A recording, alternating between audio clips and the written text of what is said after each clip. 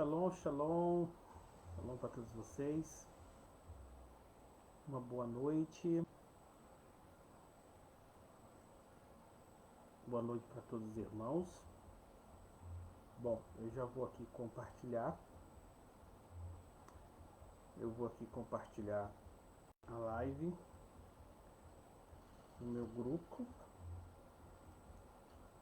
e vai dar tudo certo. Vou falar aqui. Eu acredito que o Eterno uma hora vai cobrar de mim. Vai, porque eu poderia preparar um estudo para os nossos irmãos, né? Bem mais aprofundado para vocês, o estudo. Mas confesso que as minhas lives eu faço tudo assim na hora que me dá na telha, né? Eu não preparo nada, então, mas uma hora não vai dar certo para nós preparar aqui uns estudos, né? Uns parashiot, parashá, porções das escrituras e trabalhar em temas mais polêmicos, ajudar alguns irmãos, né? Eu sei que alguns escolhem seus caminhos, né? E não abrem mão, mesmo a verdade estando diante de si. Mas outros podem ouvir e refletir e não se afastar, não redar os seus pés das Escrituras. Shalom, tudo bem com vocês? E bom, queridos, eu quero falar um pouquinho aqui das Escrituras com todos vocês. Muitos aqui já sabem, né? Mas como esse vídeo aqui vai para o YouTube, meu nome é Ney Yosef. Sempre estou por aqui, né, compartilhando com os nossos amigos, claro, sempre é selecionado, né? A gente temos conhecidos amigos, são outros níveis, mas ao longo da nossa caminhada, ao longo da nossa vida, eu acredito que Deus pode proporcionar amigos, mais amigos, né, de verdade. Não muitos, mas Deus proporciona. Queridos, eu quero ler uma passagem aqui das Escrituras. Deixa eu ver aqui essa passagem das Escrituras. Vamos ver se eu consegui. Eu acabei tirando essa passagem das Escrituras, mas eu vou colocar ele aqui agora para a nossa leitura aqui, que está em Deuteronômio, capítulo 9. Deuteronômio em hebraico é Devarim, né? Capítulo 9, versículo 27. Lembra-te dos teus servos, Abraão, em hebraico é Abraham, Yitzhak, Yaakov, né? Eu falo Yaakov porque nós temos um Ain que é um gutural. E diz o texto assim, então, no português, Abraão, Isaac e Jacó, lembra-te de Abraão, Isaac e Jacó e não atentes para a dureza deste povo, e nem para a sua impiedade, e nem para o seu pecado. Baruch Hashem. Bom, queridos, ao longo da minha caminhada de estudo das Escrituras, realmente é uma grande tristeza a falta de conhecimento. E também uma grande tristeza quando a pessoa começa a estudar as Escrituras e em meias verdades, presta atenção, ele está estudando e ele invoca, né, a estudar um lado da moeda e vai ali entrando em meias verdades, e nessas meias verdades ele tira conclusões e se perde na sua caminhada. mas ele está tão convicto, não, porque eu tomei essa decisão, eu segui, tirei essa conclusão porque eu estudei, né? Você sabe que os maiores cientistas que existiram criam em Deus. Sabia disso? Não? Então, os maiores cientistas ah, criam em Deus, na existência divina. E teve um cientista que disse que aquele que estuda um pouco de ciência, você sabe que é um pouco de ciência, é só para a pessoa se dizer um cientista, sabe que ele tem que estudar muito. Mas ele disse que aquele que estuda um pouco de ciência se torna um ateu. E aquele que estuda muita ciência se torna um crente em Deus. Quando eu tiver a oportunidade, eu vou mostrar a fonte, que é legal mostrar a fonte, mas como eu disse, eu sempre faço as lives assim. Por que eu estou citando isso? Porque isso acontece muito conosco, né?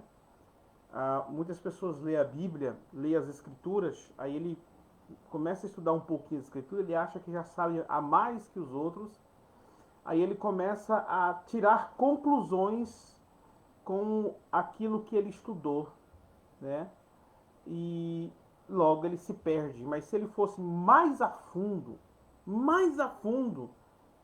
ele tinha dado uma reviravolta, ele não tinha entrado por este caminho. Eu mesmo já me deparei com bastante questionamento, porque hoje existe, não sei se vocês conhecem, a alta crítica textual. Isso agora é teologia, né? No campo teológico. Mas você sabe que até no campo dentro da teologia judaica hoje, eles usam, porque teologia ele não é monopólio de uma religião, né? A teologia não é monopólio de uma religião. A teologia hoje, ela faz parte de um campo acadêmico. E o campo acadêmico, vocês sabem que o campo acadêmico, ele não pode estar dominado pelo monopólio da religião. Se isso acontecer, está errado. Então, o campo acadêmico ele é livre para pesquisa, né? Embora alguns escolham também qual linha de pesquisas que eles vão estudar. Então, simplificando, hoje no mundo da teologia, nós temos a alta crítica textual e a baixa crítica textual.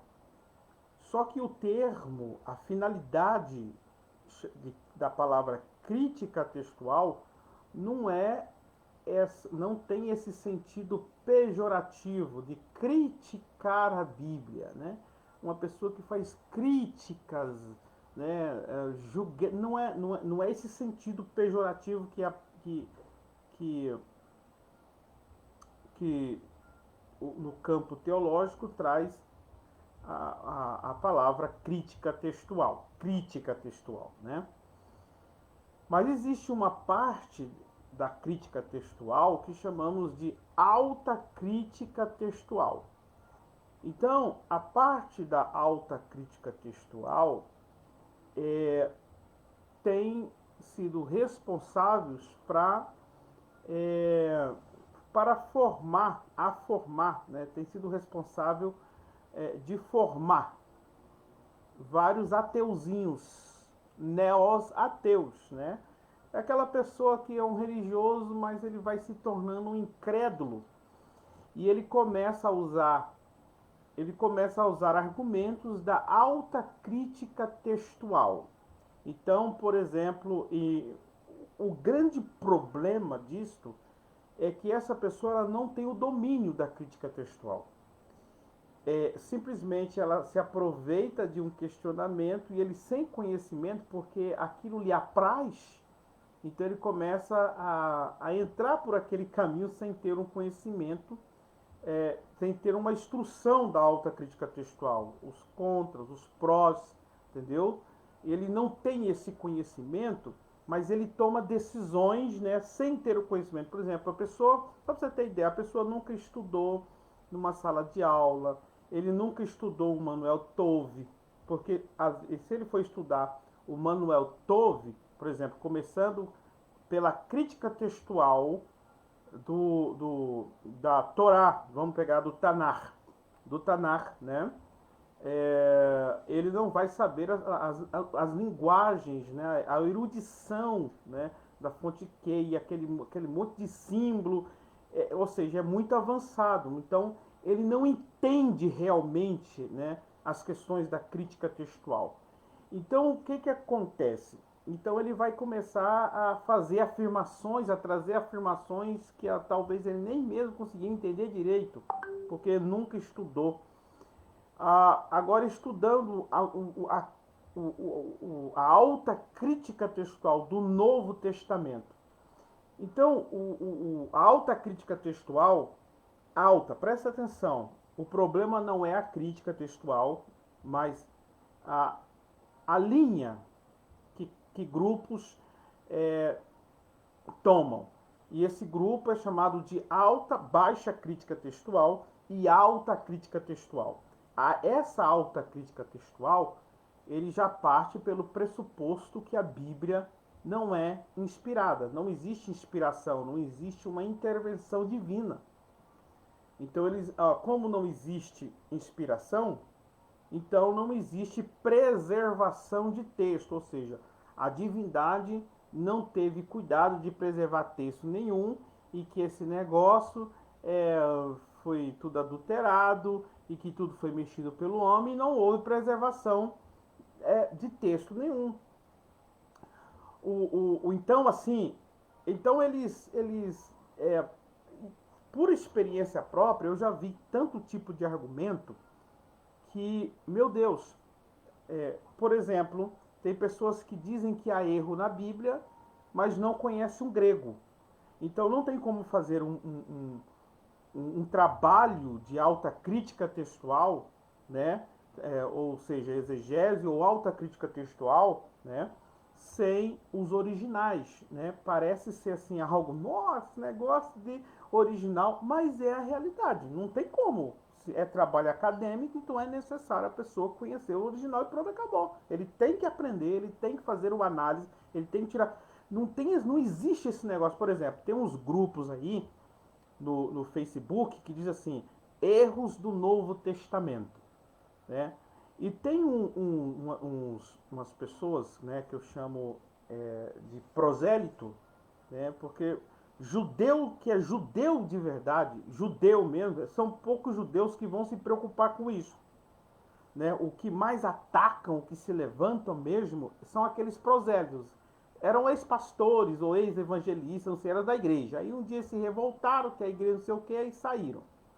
Então, aqui eu não estou justificando das bagunças que nós vemos hoje aí, mas entendo o que eu quero dizer, tá? Mas vamos lá, vamos conversando devagar. Esses aí, eles viram uma espécie de inimigos, né? Viram uma espécie de apologeta. Então, tudo que é erro do Novo Testamento, que eles deduzem que é erro do Novo Testamento, então eles vão lá, fazem posts, textos e com post, porque aqui está escrito assim, mas lá não está escrito isso, ou um erro aqui. O problema é que essas pessoas, gente, eu muitos anos de estudo, né, assim, sentando assim numa sala de aula para estudar, então assim, para você conhecer o meu contexto, para você saber o que eu estou falando, né, eu estudei no Beit Midrash livre, só para vocês terem ideia, que são com judeus racionalistas. Esses judeus racionalistas, eles criticam tudo aquilo que é místico, até mesmo dentro do seu povo judeu. Então, os racionalistas trabalham na área mais acadêmica. Então, esse negócio, por exemplo, judeus ortodoxos, para eles é uma loucura isso, dizer que isso é dogma. Em partes, em muitas coisas, é claro que eles têm razão, né? Em muitas coisas, não estou falando em todas as coisas. Mas os judeus racionalistas é aqueles que têm uma abordagem filosófica e científica da Bíblia. E eles usam parte também da alta crítica textual. Mas eles têm uma grande propriedade para expor, porque eles têm o domínio do hebraico, o hebraico moderno, o aramaico, o árabe. Eu estudei com alguns anos, tanto o hebraico moderno, o hebraico bíblico, e principalmente a alta crítica textual a partir desses judeus racionalistas. Estudei com eles. Pra vocês terem ideia. Então, assim, eu tive que me virar para sobreviver. E pelos questionamentos dele tão poderoso, eu tinha que estudar e fazer meus questionamentos, observar, entender o que ele está falando. Isso foi me dando mais domínio, né, para mim entender não só uma parte, mas os dois lados da moeda. Depois estudei com um erudito aqui em língua semítica, acadiano, grego, hebraico, também estudei com ele também o idioma hebraico e me especializei com ele em cultura judaica e em hebraico bíblico. Então, com ele peguei mais uma dimensão. Você vai acumulando experiência. Depois eu estudei em uma yeshiva judaica, em uma yeshivá judaica do estado da Flórida, com metodologia da Universidade Hebraica lá de Jerusalém, das yeshivas, das yeshivot de Jerusalém, lá de Israel. E como eles eram judeus messiânicos, mas eram judeus de sangue, não é prosélito, eram até judeus sefaraditas, sabe? Que criam no Mashiach. Pra você ter ideia, lá em Israel tem sinagoga messiânica e assim por diante. E eu estudei em yeshivá, né? A nível de faculdade, a nível de yeshivot, entendeu? Então, o que acontece? Você adquire mais experiência na cultura judaica, nos escritos, na Mishnah, na Torá, né? Então, você passa a ter uma percepção, a palpar a questão. Você apalpa com suas mãos, né? Uma coisa é eu pegar versículo na internet e falar Guemará, Midrash, não. E uma coisa é você ser forçado a entender contexto, a ficar lá anos sentado numa cadeira, entender os contextos, a discussão rabínica sobre os pontos e assim por diante. Então a sua mente, você passa a ter uma percepção, você passa a entender as questões de uma forma apalpável e não só o que me disse. Você passa a pensar, até pelo idioma e pelo mergulho que você faz dentro da cultura judaica. Entende?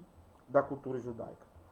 Quando eu falo cultura judaica, realmente é estudar as literaturas filosóficas e as científicas do judaísmo.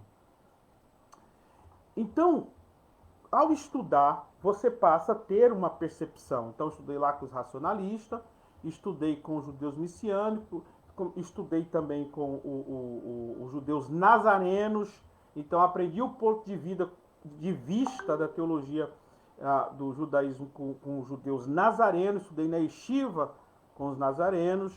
Então, assim, eu tive longos anos de estudo para adquirir, para ter algumas percepções do que é essa questão, cristianismo, judeus racionalistas, judeus ortodoxos, messiânicos, nazarenos. Então você passa, alguns anos estudando a literatura dos yeshivot, dos racionalistas, né? E assim por diante. Me especializando na língua, também estudei com um professor chamado Haggai, professor Haggai da Faculdade 3 Estrelas, judeu nativo, né? Dá aula de espanhol, inglês e o hebraico moderno, foi o que eu estudei também com ele.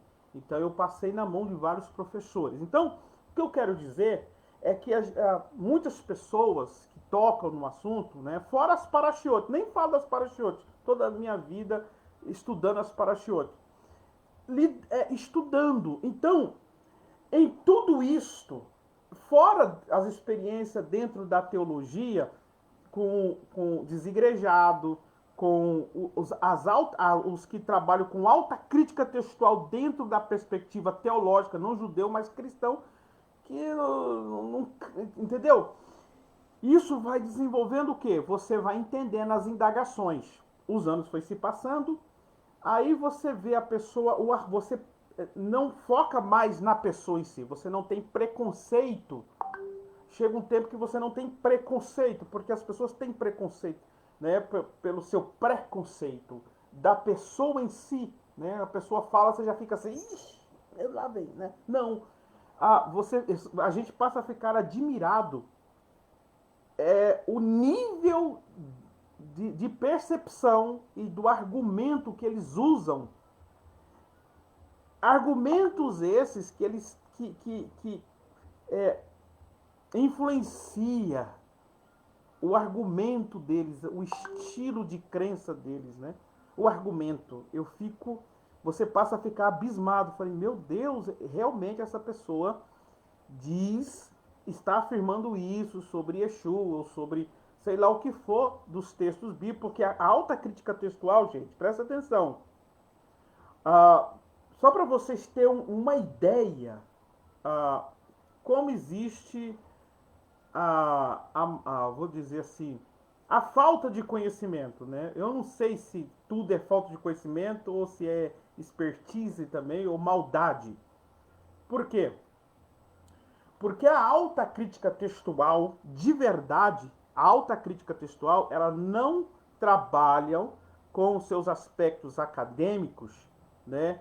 De fontes dos textos, né? Qual texto confiado, quais são as interpolações, qual foi os erros do copista, qual foi o que os copistas mexeram no texto por ideologia proposital, né? Essa análise que a gente faz da alta crítica textual não é só do Novo Testamento, tá? Do Novo Testamento, mas sim de todas as Escrituras, entendeu? Eu vou usar uma linguagem que usa normal, né? Uma linguagem que o povo já usa, o Antigo Testamento também. A crítica textual, vou repetir, a crítica textual não contesta somente o Novo Testamento, tá? Mas contesta todas as Escrituras. O mito de Gênesis, né? O mito de Gênesis capítulo 1, o mito da criação, o plágio dos deuses. Então, por exemplo, o Pêssar, se você pegar o contexto histórico de Canaã, antes de existir o Pêssar, ali em Êxodo capítulo 12, na terra de Canaã havia um Pêssar, no contexto pagão, antes de Deus oficializar o Pêssar para o povo de Israel. Então, os pagãos da terra de Canaã, eles sacrificavam um cordeiro e ofereciam os seus deuses para que para vocês terem ideia, para que os espíritos maus não destruíssem os seus rebanhos. Essa era a crença deles. Então eles sacrificavam um cordeiro. Então observe, aí vem Deus e institui essa Páscoa. Então os críticos textuais vão dizer a Torá é um plágio. O problema é que aquele que se... qual é o problema? O problema é que alguns inimigos de Yeshua, eles esquecem da crítica textual da Torá e do Tanar e só levantam argumento de dúvidas acadêmicas só do Novo Testamento. Por que eles não fazem crítica textual do Antigo Testamento? Porque vai lá fazer crítica textual do Novo Testamento, você vai perceber, já leu a crítica textual de Manuel Tove? Embora Manuel Tove, ele não trabalha com a alta crítica textual, mas ele vai deixar lá bem claro sobre erros de copistas, né? Acréscimos. Né? Agora pega um crítico textual, né? Por exemplo, a fonte massorética, né? Qual a fonte que nós usamos? Alepo, massorético, a Septuaginta, de Áquila e assim por diante, né? O grande problema, meus queridos amados, é que eles não fazem crítica textual, esses tais, né, do Antigo Testamento, né? Eles não fazem. Eles não criticam o Antigo Testamento. Por quê? Porque ele tem um preconceito do Novo Testamento. Mas se nós for trabalhar com crítica textual do Antigo Testamento no mesmo nível, o negócio piora mais ainda. Eles vão dizer que a Arca de Noé é um plágio dos contos sumérios. Eles vão dizer, a crítica textual vai dizer que não houve dilúvio nenhum. Isso é invenção. Onde que o gigante foi salvo como? Os dinossauros. E vem um monte de perguntas, interpelações. Então vão pegar textos e documentos antigos da Suméria, da Babilônia. Aí você vai fazer um relato, uma comparação com a Torá, você vai ver uma grande semelhança. E esses textos são mais antigos que os escritos documental da Torá. Existe muita crítica no Antigo, chamado Antigo Testamento. Mas eles não fazem, só fazem do Novo Testamento. Se você for, por exemplo, quem escreveu o Pentateuco, vai lá, leia, você vai ver. Quem foi Moshe? Moshe, para a crítica textual, Moisés, ele só foi uma personagem usada pela fonte Q, pela fonte Eloísta, já vista. Então, assim, a crítica textual vai dizer que isso simplesmente só foi manobra de sistema religioso político, né? Gente, é muita coisa. Mas o problema é que aqueles que fazem crítica, entre aspas, por não ter o treinamento, nunca ter estudado, mas eles pegam qualquer indagaçãozinha que eles, qualquer coisa que eles achar por aí na internet que contesta o Novo Testamento, então eles pegam isso. Isto não é honesto. Então, se a pessoa é tão preocupada assim com a verdade, que ela usa meios, então ela tem que ela tem que contestar não só o Novo Testamento, ele tem que contestar toda a Escritura. Isso é honesto. Beleza? Então, mas de antemão, aquele que estuda de verdade sabe que trabalha com todas essas respostas e continua mantendo a sua fé viva no que as Escrituras diz. Mas tem que trabalhar com as respostas corretas sem... Boa noite, Elias. Observe, eu estou dando só um exemplo, só para vocês perceberem, né? Só para vocês terem ideia do que é alta crítica textual. A baixa crítica textual, essa baixa crítica textual, ela não é baixa em uma forma pejorativa, é baixa porque é baixa. Não, é só uma distinção de linhas de pensamento. A alta crítica ela não é alta porque ela é maior, né? A alta crítica não é alta, não tem essa nomenclatura alta porque ela é maior. Não é isso, é só uma maneira de diferenciar. A chamada baixa crítica textual, ela já trabalha com método histórico gramatical, tendo como ponto de partida a crença na inerrância e inspiração das escrituras. Então, a baixa crítica textual, todo questionamento, os textos, eles trabalham com o pressuposto que tudo foi inspirado por Deus.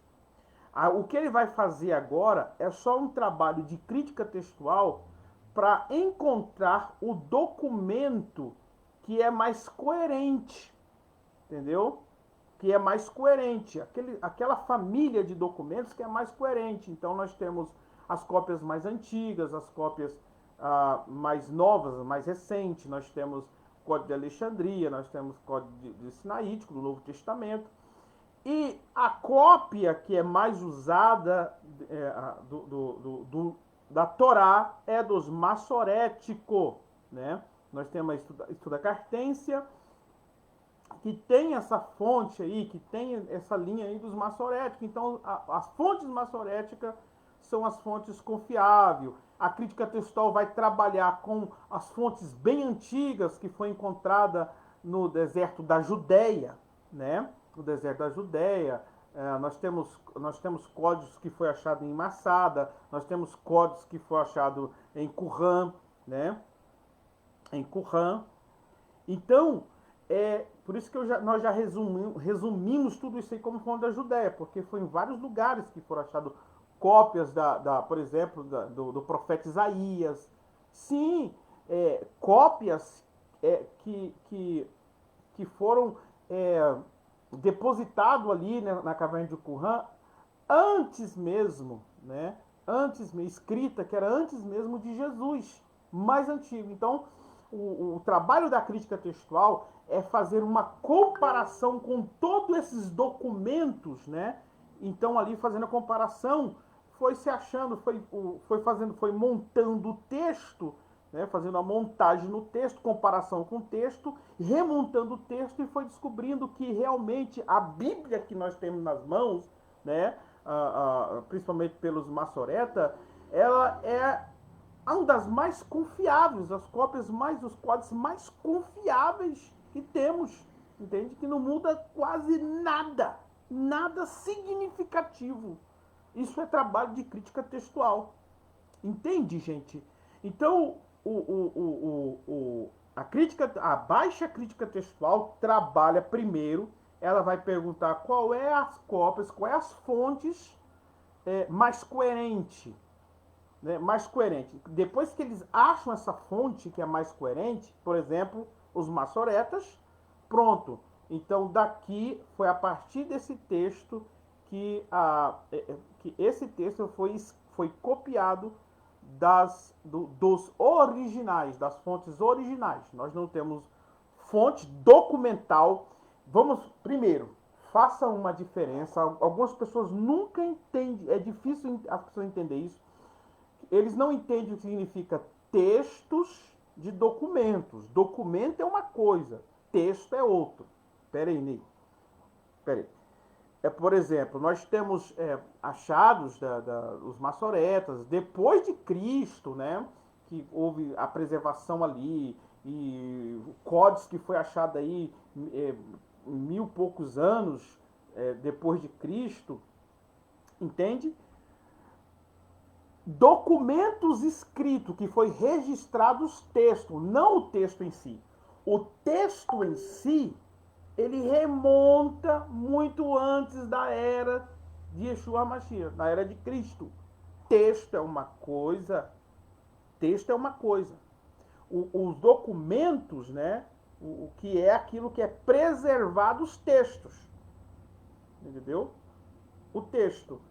Por exemplo, aqui, você está lendo um texto. Imagine que isso aqui é um documento. Imagina que isso aqui é um documento, essa folha. Tá vendo isso aqui, ó? Isso aqui é um texto. O texto que está escrito aí, ó. Um pequeno texto, um rascunho aqui, trabalhando aqui nas questões do inglês. Então, o texto é esse aqui. Beleza? O que faz? Os anos passam, tem esse texto, que está nesse documento. E esse aqui é um documento.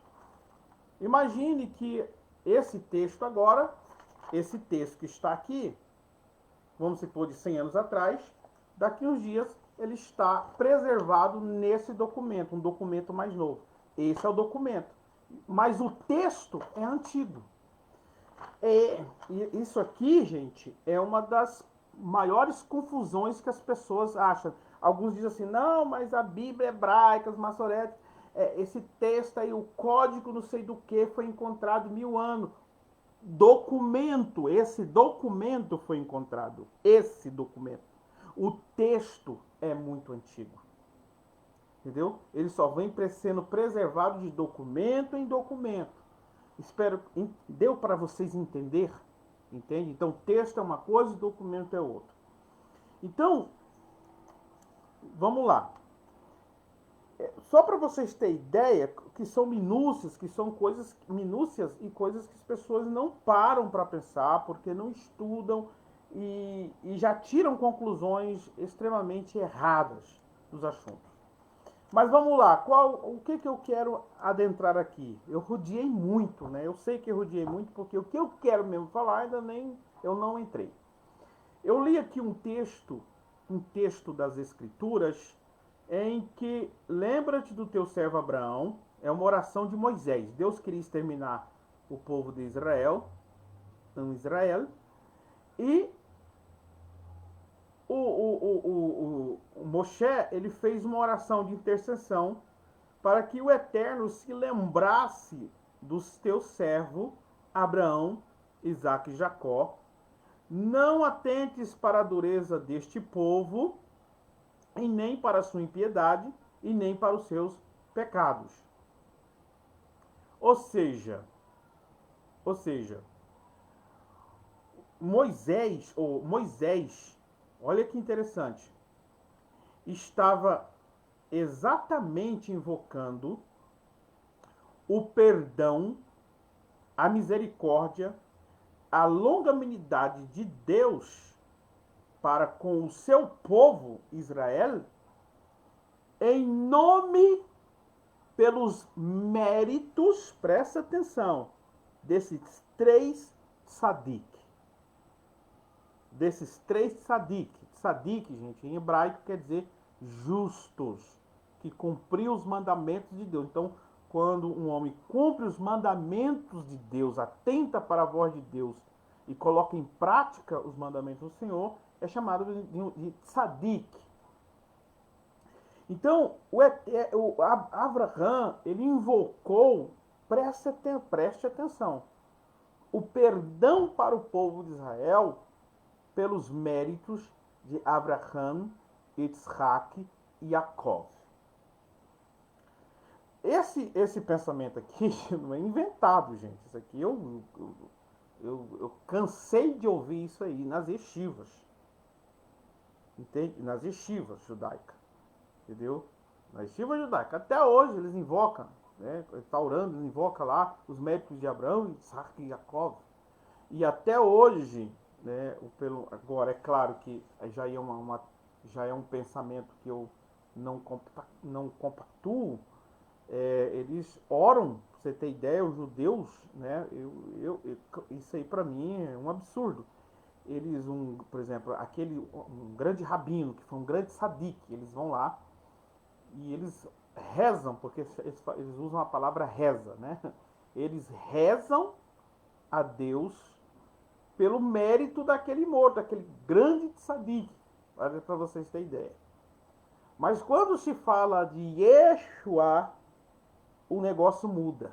Porque tudo quando se toca em Yeshua, aí começa a negar tudo aquilo que eles praticam, toda a perspectiva teológica que eles têm, aí eles começam a negar tudo, que ninguém é perdoado em nome de ninguém, que um justo não pode justificar ninguém, e tal, né? E tal. Tudo isto por causa do preconceito de Yeshua. Mas aqui já aprendemos, não, é muito texto aí, eu podia trabalhar conforme eu falei.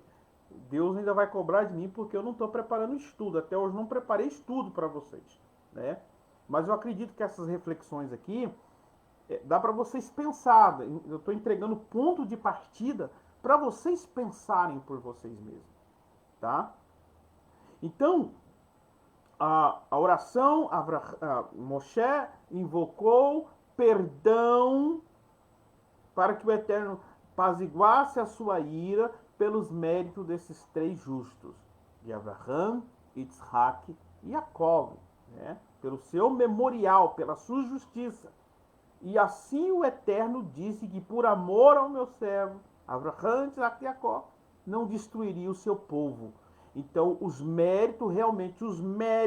a justiça que esses três homens obteve, livrou a destruição do povo de Israel. Há quem diga que nós devemos deixar os judeus incrédulos nas mãos do Eterno, né? E ter uma perspectiva diferente de Israel, porque até hoje, Deus, toda aliança, toda promessa de restauração está aí pelos méritos desse justo. É óbvio que nós temos um justo, o justo do justo, Yeshua HaMashiach. Por que eu estou adentrando nisto? Porque eu vou trazer só um contexto histórico. Como eu disse, você que é estudante das Escrituras, você tem que estudar. E para de ser tendencioso, estude a outra linha também. Ah, você não gosta da perspectiva de Yeshua. Ah, você acha que isso é absurdo. Tá bom, estude. Mas quando você tiver a oportunidade, também estude com o coração aberto, aceitando que no povo, que às vezes os rabinatos se contradiz porque querem negar algo que eles mesmos fazem, né? Agora veja o que acontece. Isaías 53. Hoje eles tentam distorcer Isaías 53, dizendo que Isaías 53, quem entende sobre a estrutura dos tempos verbais do hebraico e da sintaxe do hebraico, por exemplo, o perfeito profético, se você estudar, se você entender as questões dos tempos verbais, pronomes, tempos verbais ali, a nível de sintaxe, você tem que conhecer nível de sintaxe, você vai perceber que realmente não tem base o texto, tá? O texto ficar estacionado, que o servo sofredor de Isaías 53 é o povo de Israel, tá? Agora, existem implicações teológicas judaicas. Eu poderia dizer que, sim, é o povo de Israel, sim, é o povo judeu, assim, por quê? Porque o próprio Yeshua, que é um dos grandes representantes, que faz parte do povo, do seu povo de Israel, tá aí um monte de coisa, mas presta atenção, ali. Então, existe uma batalha, aí você pega rabinos, né, rabinos atuais, que por que, assim, essa negação? Porque o cristianismo, por causa do cristianismo. Não, se não existisse o cristianismo na Idade Média que matou judeu, toda essa briga, bom, você ia ver judeu aí claramente confessando que Isaías 53 seria a vinda do Mashiach, que o povo de Israel seria salvo, que o povo de Israel seria justificado pelos méritos do eu tenho certeza. Mas toda essa negação começou lá na Idade Média. Eu tenho um vídeo aqui que eu falei sobre o antissemitismo de Lutero, e que o Hitler ele usou livros de Martinho Lutero nos seus comícios, né? Chamando os judeus seus porcos, que os judeus tinham que ser banidos, assim como Lutero diz que assim como Jesus foi expulso, Jesus expulsou os cambistas lá do templo. Aí o Hitler também disse que teria que, assim como Jesus, olha para você ver, expulsou os judeus do templo, ele tinha que expulsar os judeus da Alemanha, vai para você ver, né? Ele usou muitos discursos de Martinho Lutero, né? Então, para vocês terem ideia como a história. Então, esse peso de história, de morte, de assassinato, de rapto, ou seja, a Igreja Católica raptou crianças judias, né? Raptou, tomaram dos judeus. Isso trouxe, por isso que você vê toda essa resistência. Tem gente que diz assim, lá Israel não gosta de ouvir falar de Jesus. Gente, sabe por que lá Israel não gosta de falar de Jesus? Vocês acham que é só uma questão de história bíblica? Não, não, não, não, não. Eles não gostam de falar de Jesus porque os seus antepassados no Holocausto, né, milhares de judeus na Inquisição Católica morreram em nome de Jesus. Em nome de Jesus. Você crê no nome do Pai, do Filho e do Espírito Santo? Aí ele dizia, aí o judeu dizia, Shema Israel Adonai. Errado. Shema Israel Adonai Eloheinu Adonai Echad. Ouve Israel, o Senhor nosso Deus é único, é um. Né? Então, quando você crê, aí então vai para a fogueira, mata. E milhares de judeus, centenas de judeus morreram. Em nome de quem? De Jesus. Entende? Então é por isso que você vai ver todo esse resistência. Por quê? Por causa do fator histórico. Isso é fato, não tem como negar. Entende? Assim, então, eles teve as suas consequências, parte de Israel teve suas consequências por não reconhecer o Mashiach, outros reconheceram, como os apóstolos, e toda essa história, mas não existe justificativa de se matar judeu em nome de Jesus? Não. Se aquilo que prega que os verdadeiros cristãos eram pacíficos, não usavam espada, então por que milhares morreram em nome de Jesus? Então isso causou é, muita resistência hoje. Então entenda o contexto histórico para você entender. Então, meus amados, aí na Idade Média começou-se a ocultar, né, a ocultar perspectivas, distorcer. Eles começaram a distorcer as escrituras. Para quê? Para não ter nenhuma semelhança, né, de judeu com cristão. Esses cristãos aí que matam o povo, né, na sua época. E começou, meu irmão, com isso aí começou em toneladas de interpretações, de distorções, tudo por causa dessa influência. Mas se não fosse isso, não existia isso. E sempre foi natural os judeus crer no servo sofredor, que haveria uma Mashiach que viria, e blá blá blá. Mas começaram a ter toneladas de interpretações.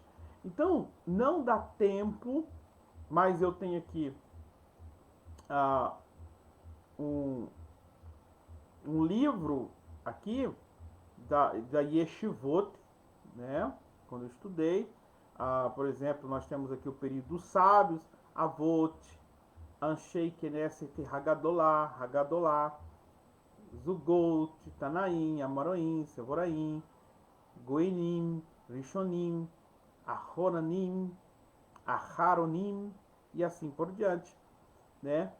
Aí tem aqui no livro a interpretação da Yeshivot, tá? A interpretação rabínica moderna fala que Isaías 53 refere a Israel no cativeiro, mas isso não é o que os rabinos antigos pensavam, pois os mesmos interpretavam Isaías 53 como sendo o Messias e como servo sofredor. Então esse livro meu aqui tem 79 páginas só com esse conceito, mostrando os rabinos, as interpretações antigas dos rabinos que deixaram registrado aí, né, no Guemará, no Talmud, a sua perspectiva, a sua interpretação de Isaías 53. Tá? Então, não tem onde correr. Por exemplo, nós temos aqui o rabino Moisés Al-Sicher, tá? Al-Sicher, ele diz assim, ele viveu de 1508 a 1600, diz: os nossos sábios rabinos, com uma só voz, aceitam e afirmam em comum opinião que o profeta discursa sobre o Messias e nós devemos aderir ao mesmo ponto de vista. Interpretações de rabinos, de um rabino, tá? Que viveu, cadê o texto aqui? Que viveu de 1508 a 1600. Entende? Então, aqui há, né? Temos aqui o rabino Abravanel, de 1437 a 1508, disse: esta é também a opinião dos nossos próprios homens instruídos na maioria dos seus midrashim, discursos rabínicos, no midrashim. Então nós temos Abravanel, que faz esse comentário, como dizendo que a maioria dos midrashim, né, creiam que Zé 53 está falando do Mashiach. Nós temos Rabino Yafat Ben Ali, na segunda metade do século V, no século X, quanto a mim, diz ele, eu vou considerá-lo como aludindo ao Messias. Aludindo ao Messias. Beleza? Então, bom, é 79 páginas, trabalhando aqui nas citações com fontes que Isaías 53 era reconhecido pelos rabinos antigos como falando do Messias. Mas agora virou uma guerra que não é isso. Tudo isso por causa do cristianismo. Né? Tudo isso. Então, muitas pessoas, por não estudarem as raízes judaicas, ex-cristãos, né, que sem conhecer grego, sem conhecer realmente a história de crítica textual, simplesmente diz que agora tudo isso é invenção do cristianismo, né, porque eles dizem que todo esse negócio de interpretação aí, de Machia, de Messias, sendo que justifica o povo, embora dentro da cultura judaica existe essas linguagens, né? O cristianismo tem uma linguagem mais diferente, mas todo esse contexto aí do Machia que sofre pelo seu povo está no contexto dos rabinos, do Midrashim, do Talmud, e eu não sei porquê que negam. Sim, sei, né? Que é por causa do cristianismo. Veja só, nós temos outro sábio, outro rabino, né? O outro erudito, Abraham Farisoli. Ele viveu de 1451 e de 1526 e diz: neste capítulo parece haver uma semelhança, uma alusão considerável ao mistério do Messias cristão. Então ele está dizendo aqui, nossa, assim, parece que nesse capítulo aqui tem algumas alusões consideráveis ao mistério dos Messias cristão, né? Aquilo que o cristianismo pensa do Messias, né? E aos eventos que são aplicados para ter acontecido com ele, de modo que nenhum outro profeta deve ser encontrada que se aplica tão bem ao assunto de que pode assim imediatamente lhe ser conferido. Então observe, né? Veja o que o Targum de Yonatan,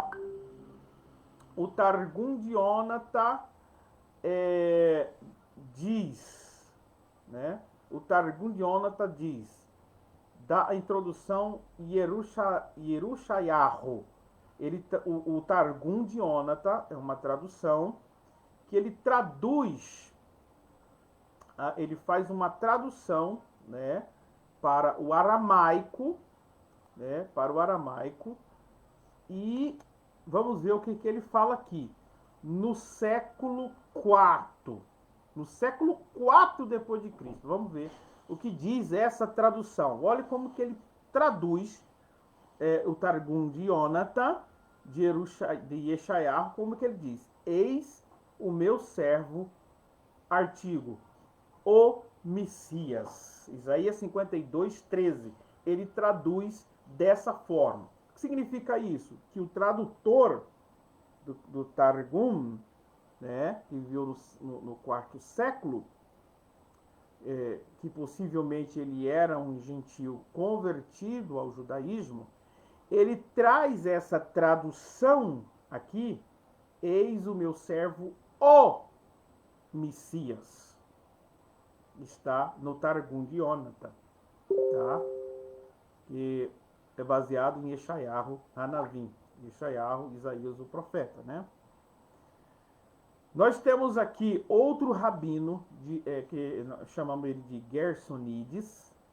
Gersonides, de 1288 a 1344, em Sefer, no livro Devarim, Deuteronômio capítulo 18, versículo 18, ele interpreta assim: de fato, o Messias é o tal profeta.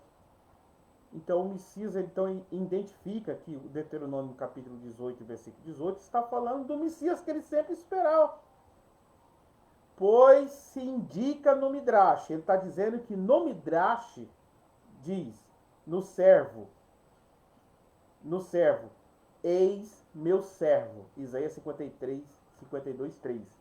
Ou seja, esse rabino também está reconhecendo que Isaías 52, 13, eis meu servo, está falando do Mashiach, assim como Deuteronômio capítulo 18 e versículo 18. Então, como assim? Como assim que alguns rabinos hoje, por causa desse todo esse embate com o cristianismo, tudo isso é preconceito, tentam negar de unhas e dentes que não existe essa perspectiva na Torá, nos rabinos antigos, no Midrash, que isso aí é uma invenção do cristianismo. Como assim? Isso, é claro, engana os incautos, que nunca teve uma informação na cultura judaica. Então a pessoa não sabe, não tem acesso a essas coisas. Então ele pensa realmente, foi o cristianismo mesmo, foi Roma que inventou isso. O Midrash, veja o que está escrito, agora uma passagem do próprio Midrash, que é o Midrash Tanehumá, livro 1 da Parashá 6. Diz assim, olha o que diz o Midrash. Foi exaltado acima de Abraham, exaltado acima de Moshe, e ainda mais exaltado do que os arcanjos. Esse comentário do Midrash está fundamentado em Isaías 52, versículo de número 13.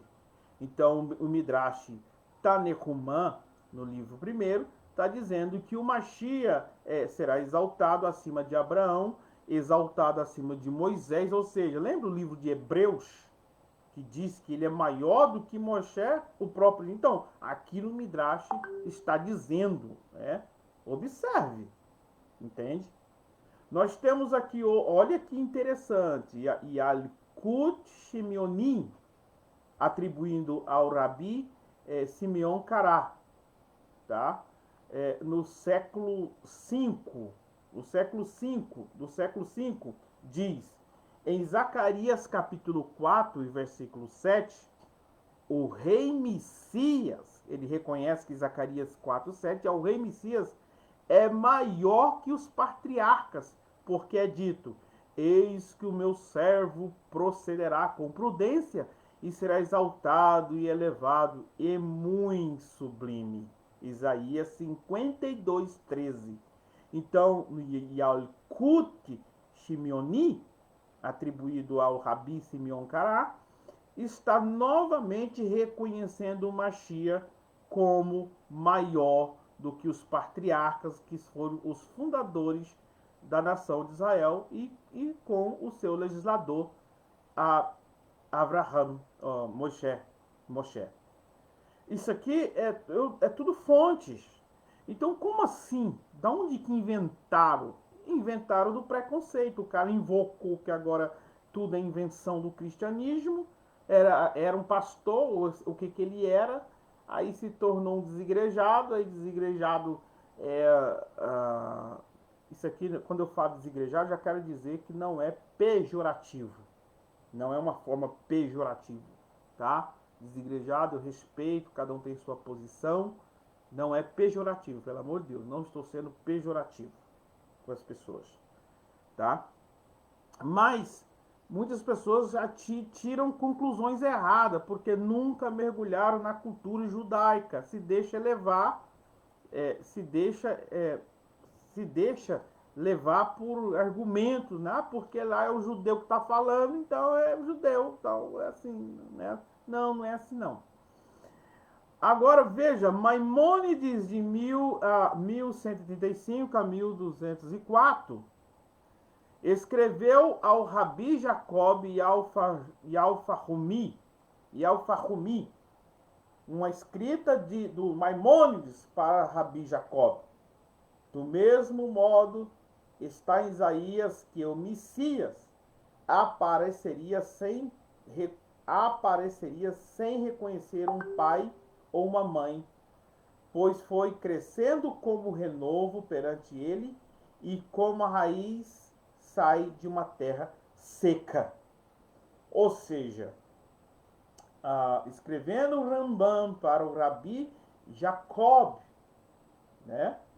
Então, interpretando em 53 a 53, 2, ele está se referindo que realmente Isaías 53, 2 está falando do Messias. Gente, então assim, como assim?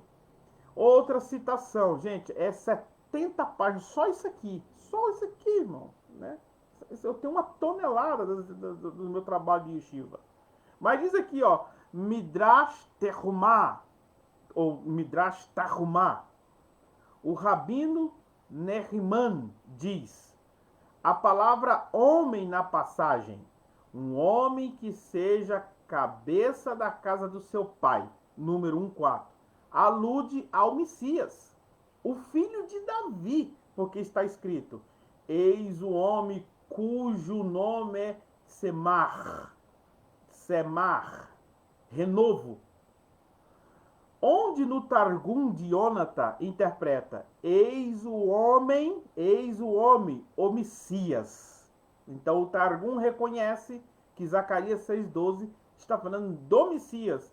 E assim é dito, homem de dores, experimentado no sofrimento, e como um de quem os homens escondiam o rosto, era desprezado, e não fizemos dele caso algum.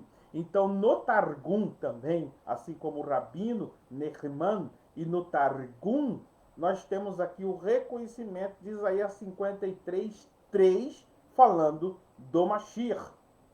Então, aqui, se eu for recitar isso aqui, nós vamos ficar até madrugada, para vocês terem ideia que isso aqui é literatura judaica. E judeus que nem reconheceu o Yeshua como Messias no Novo Testamento, mas a perspectiva do Messias, esperança judaica, só para você, eu preciso aqui tirar uma confusãozinha, né? Se eu não souber explicar, as pessoas até me entendem mal. Veja só, Yeshua é uma coisa, tá? E o Mashiach é outra coisa. Veja só, o Mashiach quer dizer Messias, tá, gente?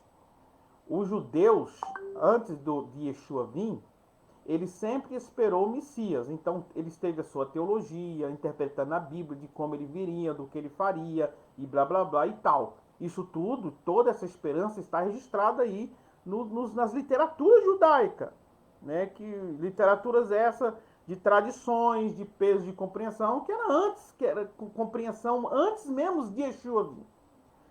Yeshua vir, ou seja, a questão de Yeshua vir, e ser reconhecido como o Mashiach, então toda essa esperança messiânica já existia, interpretações existiam.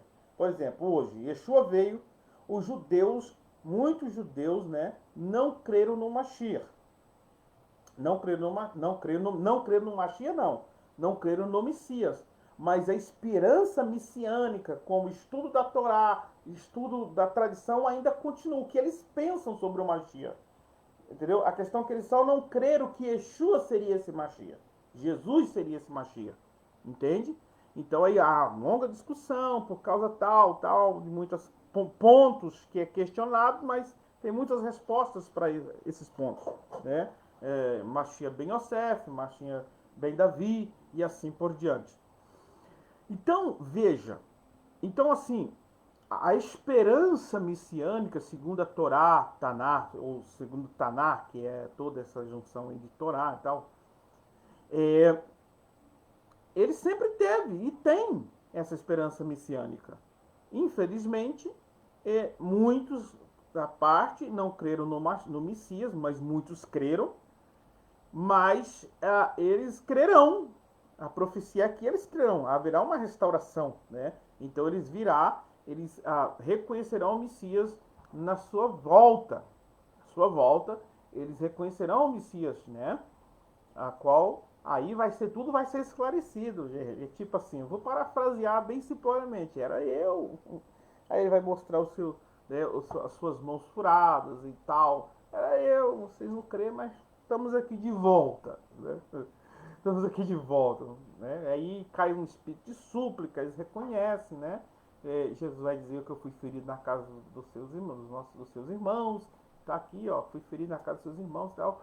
Beleza. Então aí eles vão começar a entender todo o peso da Torá, do Tanai, da sua tradição, aquilo que é coerente, né? Porque não é porque é Torá o que a tradição O Talmud não é inspirado, né? Inspirado é as escrituras, mas tem lá verdades, né? De escritos que foram baseados na perspectiva tradicional e peso de interpretação do Tanakh. Então, é isso aí. Então, gente, só para mim terminar, né? Não importa agora quem está aqui ou não está, porque depois eu vou jogar no YouTube. Algumas pessoas, alguns irmãos vão olhar e vão ter, quando tiver tempo, vão dar uma olhadinha. Eu tenho certeza que vai servir para a edificação dos nossos irmãos. Então, o que acontece? Só para nós resumirmos. Temos aqui mais uma citação. Essa aqui é a última, né, de muitas. Ó. Nós temos o Talmud Bavli, né? O Talmud Bavli, Tratado de Sanhedrin. O Tratado de Sanhedrin 98b. Diz assim: o Messias, qual é o seu nome? Os rabinos dizem: o leproso. Olha para você ver, leproso, a lepra, leproso aqui tem o quê? Todo aquele contexto de pecado, né?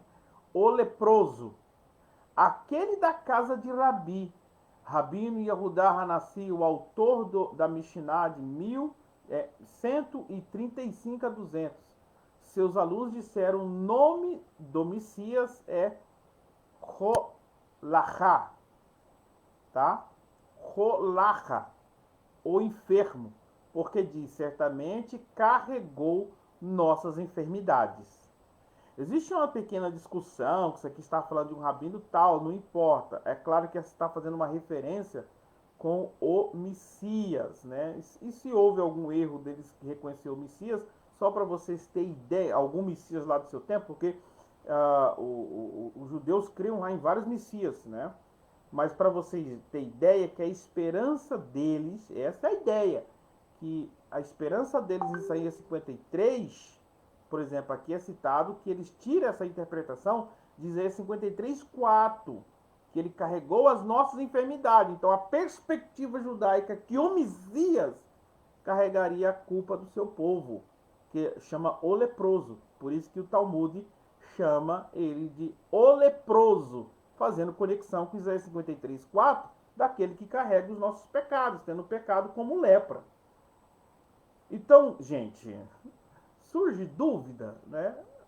Não sei qual é a dúvida. Então está aí, expus um pouquinho aqui, como eu falei, não é estudo, mas espero ter ajudado vocês, né, a entender que Isaías 53 realmente não tem onde correr, não adianta ficar inventando interpretaçãozinha, bibibi, bababá, porque os sábios do Talmud, nós temos tonelada de textos se referindo ao Messias. Então, quando a Brit Hadashah, o Novo Testamento, testifica do Messias, porque questionam, né? Ah, mas isso aí está errado, o Messias morrer, ser crucificado, carregar pecado do povo. Aí você vai perceber que o conceito do Messias, né, é paralelo com os conceitos dos rabinos, né? Na realidade, a fonte maior é a Brit Hadashah. A Brit Hadashah não tem como fonte as fontes rabínicas, né?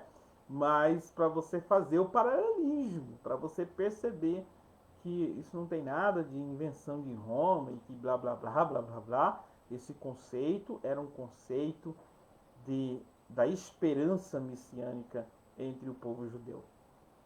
E Baruch Hashem, que aqueles que hoje olham para o Mashiach, aquele que morreu e ressuscitou ao terceiro dia, e crê no seu sangue derramado, né? E seremos salvos pelos seus méritos. Agora, se o Eterno salvou o seu povo pelos méritos de Abraão, Isaac e Jacó, imagine por aqueles que nos amou e se entregou a sua vida por nós. Que o Eterno vos abençoe em nome de Yeshua HaMashiach. Amém.